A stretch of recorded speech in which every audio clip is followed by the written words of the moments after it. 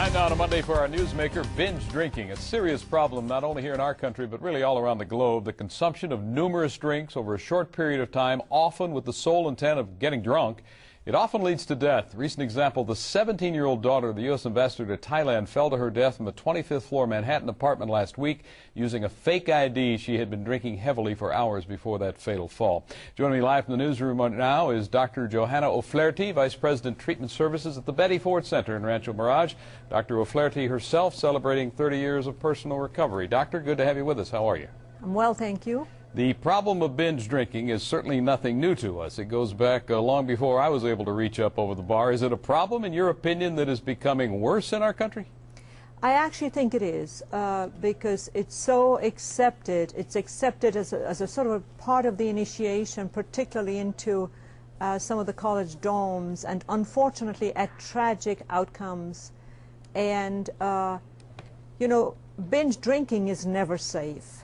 Because the young folks can actually suffer from alcohol poisoning, and we have seen too many young men and women lose their lives because of binge drinking. Yeah. I wonder in times, Doctor, of stress, and I think it's fair to say that our country is going through some pretty heavy, stressful times, certainly on the economic front. A lot of these college students you talk about have to wonder about what kind of jobs are they going to be able to get even after they get a college degree. Do you find that these times of stress might also lead to alcohol abuse, including binge drinking? Of course, they're all factors, you know, stress and the insecurity of leaving home and entering college, and wanting to belong, and peer pressure. You know, we have very positive peer pressure. We have also very negative peer pressure. Yes, the stress would possibly, you know, induce the attractiveness of binge drinking.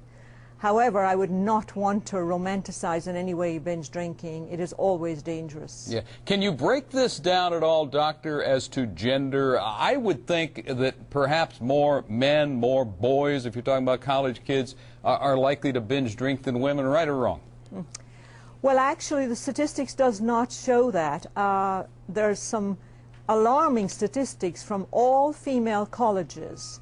Between the years 1993 and 2001, binge drinking has increased by 124%.